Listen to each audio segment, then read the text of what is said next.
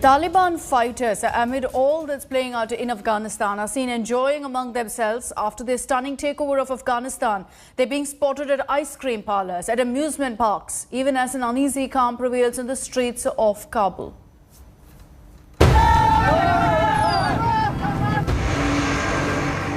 Afghanistan taken over. Now it's time to chill. The Taliban is coming for the ice cream. And what better than a scoop of ice cream to cool off? After terrorizing the citizens of Afghanistan, Taliban fighters were spotted at an ice cream parlor in Kabul. Some Taliban come on and they eat the ice cream, and after they eating the ice cream they are going from here. And they come here, eat the ice cream. They don't have any problem with the people, so every man, woman come and eat the ice cream. But the scoop of Taliban terror is just a tip of the iceberg. There's an uneasy calm in the capital city. From the grocery shops to bird markets. Gun-toting Taliban fighters are everywhere. By the control of the Taliban, the sick people is come to our shops and they are open his shops and normal life and starting our work after 4 days of the control of the Taliban. With the Mujahideens in charge, minorities fear persecution. Manjeet Singh, who owns a shop across the road from a Gurdwara, is worried about what the future holds.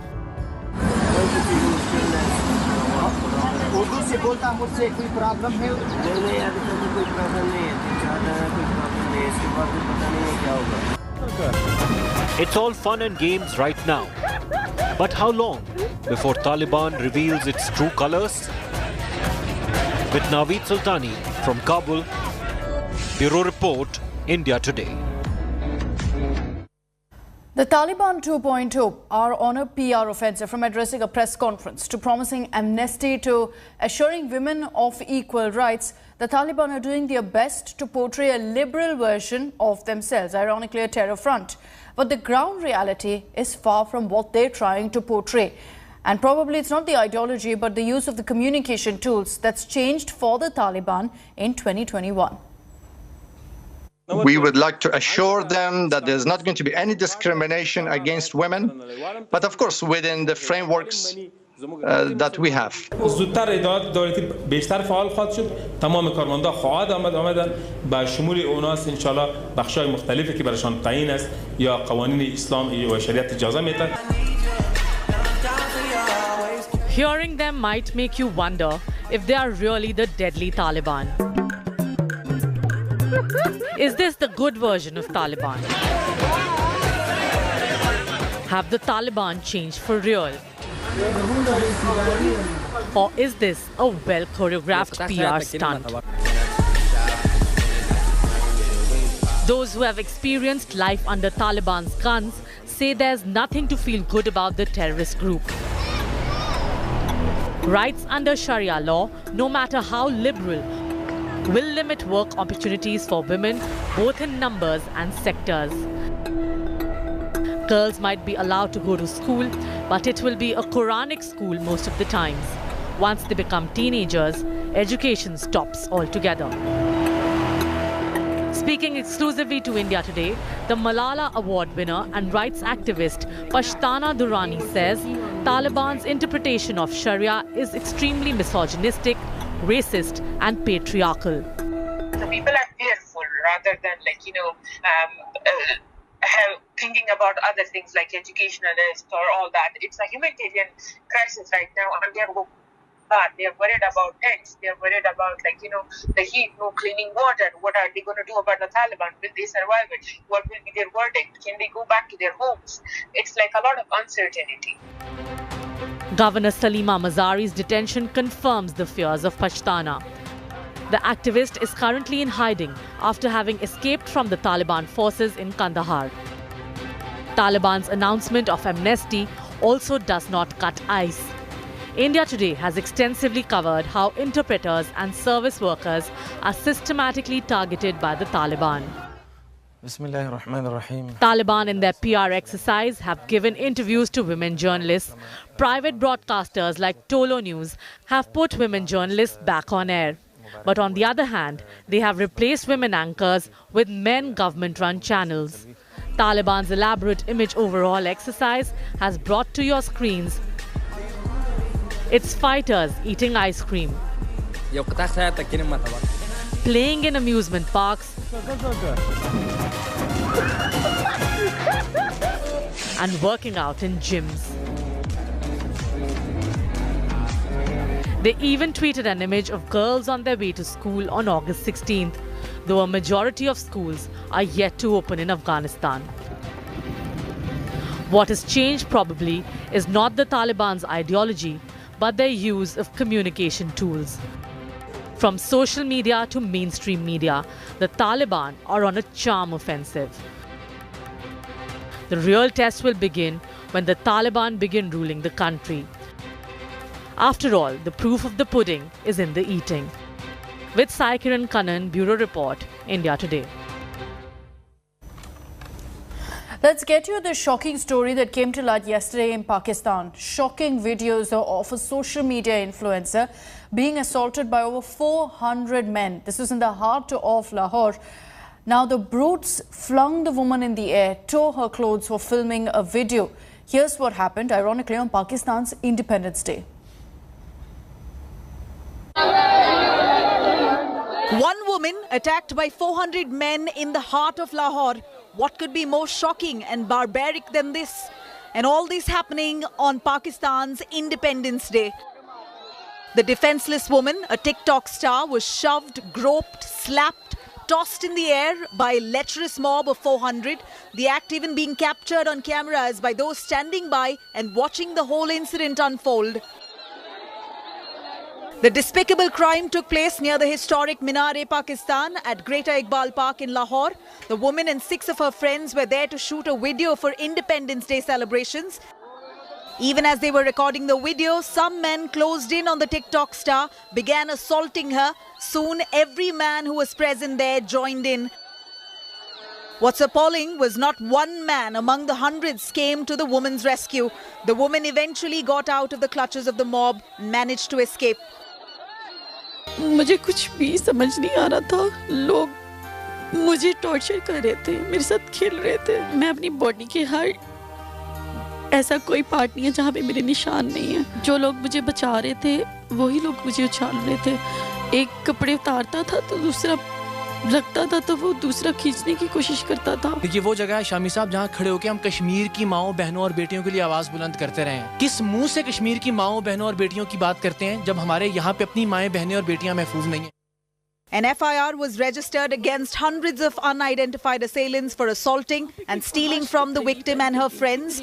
That such an act was allowed to go on for about an hour in a crowded area shows the state of law and order in Lahore, particularly when it's a woman who is the subject of a crime. With Anil Kumar, Bureau Report, India Today.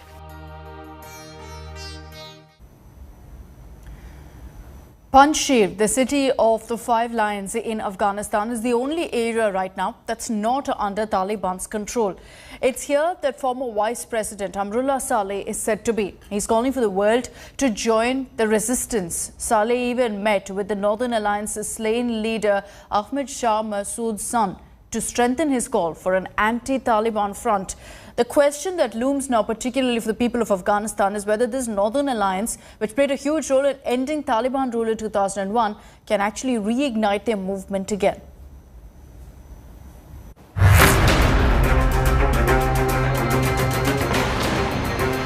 Panjshir, the land of 5 lions, is the last free city of Afghanistan. It's from here that Vice President Amrullah Saleh has given a call for resistance. Saleh has declared himself the caretaker president of Afghanistan.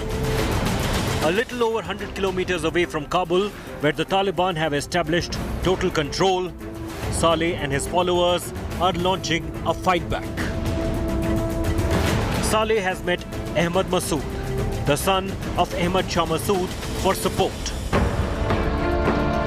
Ahmad Shah Massoud, popularly known as the Lion of Panjshir, had valiantly fought back the Soviets and later the Taliban. Massoud was killed in bombing by Al-Qaeda and Taliban right before 9/11 attack. Sources say the Afghan soldiers are rallying behind Saleh and Massoud's son. They're going to fight for democracy as we speak today. They're going to fight for the rights of the people. They're going to fight for the rights of the women. And they're going to fight for many other values that we cherish and we love and we achieved in the past 2-3 decades. Interestingly, Panjshir has always remained free. The picturesque valley with 7 districts and 512 villages stood as a citadel even during the Soviet invasions in the 1970s and 1980s. The Northern Alliance, which played a crucial role in ending Taliban rule in 2001, was also formed in Panjshir. Will Panjshir be able to stop Taliban 2.0, which is more powerful, equipped with fighter planes, Humvees, sophisticated weapons and advanced drones? The last bastion of an anti-Taliban front is certainly up against a more potent Taliban this time around. With camera person Satya Rautre, Abhishek Bhalla in New Delhi for India Today.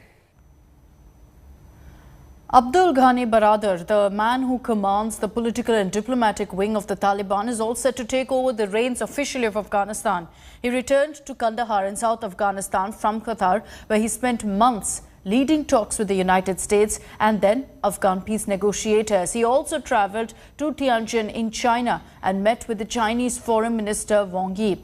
It's now becoming clear that India and the world will have to deal with Baradar and his men when it comes to Afghanistan. But the big question is, should India really wait and watch, or should it go ahead and engage with a terror group like Taliban? Mullah Baradar, the political leader of Taliban and the organization's public face, is back in Afghanistan. He's most likely to be the next president. With the takeover complete, the big question for the world and India is, should it engage with the Taliban? At one of the first press conferences after the fall of Afghanistan, Taliban spokesperson made all the right noises. Afghanistan wants to have very good relations with everybody in order to revive our economy, in order to ensure prosperity, in order to come out of the current crisis. It calls for having very good relations with neighboring countries, with other countries. We are doing our best to make sure that we are communicating with neighboring countries within the framework of international diplomatic frameworks and on the basis of good neighborly agreements and mutual respect. The Taliban even said that Kashmir is a bilateral issue between India and Pakistan. Foreign Minister Jaishankar is in New York and has already met the UN chief to discuss the Afghan situation. He also discussed the latest developments in Afghanistan with US Secretary of State Antony Blinken. Back in India, Prime Minister Modi reviewed the rapidly evolving Afghan situation with the Cabinet Committee on Security. India's experience with Taliban in the past was not positive, to say the least. Taliban gave free run to a host of anti-Indian terrorist organizations within Afghanistan, most notably Jaish-e-Mohammed and Lashkar-e-Taiba. In 1999, the Taliban government allowed the hijackers of Indian Airlines flight from Kathmandu to escape. Taliban permitted Masood Azhar to travel to Pakistan, where he founded JEM, an organization responsible for a spate of high-profile terror attacks across India. So what options does India have now? It can stick to its principle of backing only a democratically elected government in Kabul and provide political and humanitarian support while it lasts. The other option is to accelerate contacts with the Taliban. However, this is unlikely to give India much leverage. India can either follow the international trend, going with the heavyweight countries, or wait and watch. India, a major developing partner of Afghanistan for the past 2 decades, today stands in the margins, waiting to see what will become of the future of this long-standing friendship.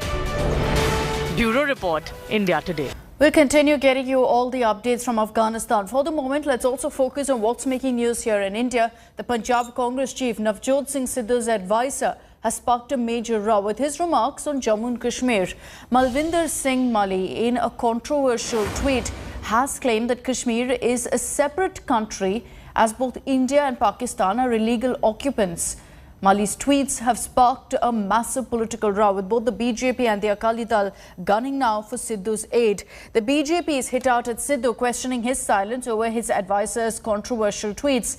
The Saffron Party has also alleged that Sidhu has a soft corner towards Pakistan. Opposition Akali Dal is not far behind, accusing Malvinder Singh of insulting martyrs' families. मैं समझता हूं कि कश्मीर जैसे बहुत नाजुक मुद्दे पे किसी को भी ऐसी बात नहीं करनी चाहिए जो देश के लोगों को अच्छी ना लगे। वो कभी भी किसी को बात नहीं करनी चाहिए। और मलविंदर माली जी ने किस धर्म में ये जो बयान दिया है, इसको मैं तो जानता नहीं हूँ, लेकिन मैं इतना जानता हूँ कि किसी भी व्यक्ति को अपनी हद में रहकर ही बात करनी चाहिए और कोई भी ऐसी बात नहीं करनी चाहिए जो देश के लोगों को अच्छी ना लगे। वो तो पंजाब के उन वीर शहीद जवानों के शहादत पर नमक छिड़क रहे हैं।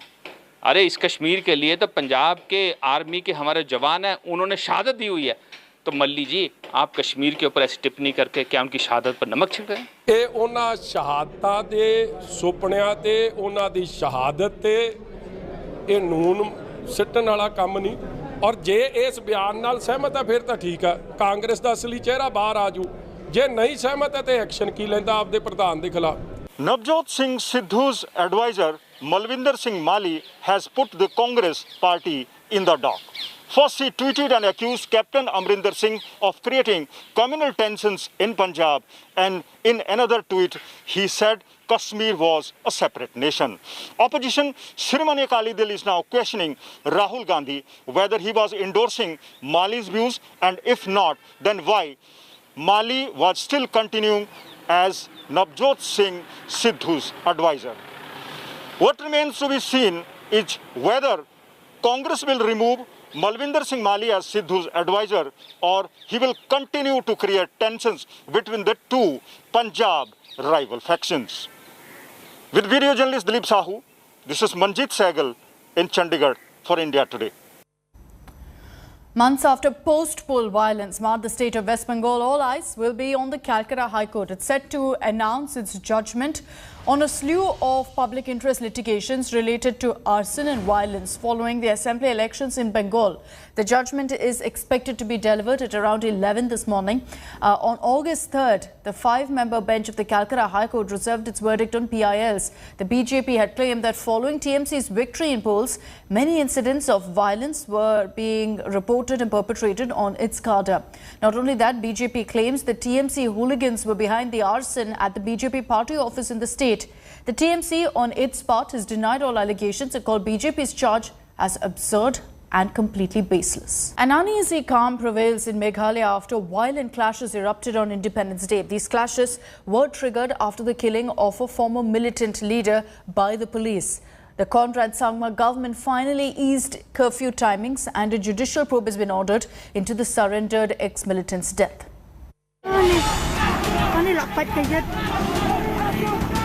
Independence Day saw violence erupting in Meghalaya. The trigger, the killing of a former militant leader by police. The man who was gunned down in a hail of bullets was Chesterfield Thangyu, who had led the banned terrorist group HNLC before surrendering in 2018. The killing of the former militant saw vehicles torched and bombs being thrown at the official residence of Chief Minister Conrad Sangma. Police decided to move swiftly in order to ensure that no other incidents take place in Shillong or any other part of the state. And in the process, they moved forward to make an arrest. It was never the intention of the police to harm any individual. When India Today visited Shillong, the undercurrents of tension in the picturesque hill town was palpable. There's still a curfew over here in Shillong and parts of Meghalaya. We are here at Barapani, which comes under Shillong's Umroi area, and over here, as we can see, as the curfew is on, there's a heavy checking over here. This is one of the nakas at the gates of the city of Shillong. There are policemen over here, especially after the incident on the 15th when miscreants vandalized a police vehicle and ran away with it. क्या बोल रहे हैं कि वहाँ पे गाड़ी आप अगर लेके जा रहे हो या फिर आपके दोस्त लोग गाड़ी लेके जा रहे हैं तो क्या तोड़फोड़ भी हो रही है? हाँ, वो तो चांस है तोड़फोड़ का वहाँ पे, क्योंकि पुलिस वाले ने बोला कि अपना रिस्क में जाना पड़ेगा, तो हम लोग रिस्क नहीं ले सकते. We have suggested also from his advice that a judicial inquiry should be instituted immediately without any delay in order to clear the doubts. Police on their part claim that Thangyu was behind recent IT blasts, although he claimed he had nothing to do with militant outfits. Thangyu was one of the most dreaded militants in Meghalaya. A judicial probe has been ordered which may reveal whether the former militant's death was extrajudicial.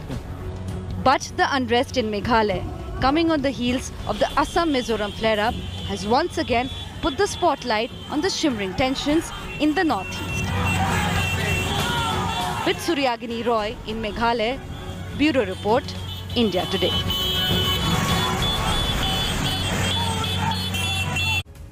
And that's all we have time for in this edition of First Up. Thank you very much for watching. Have a great day and stay tuned to us here on India Today. I'll be joining you over the next few hours with all the top stories.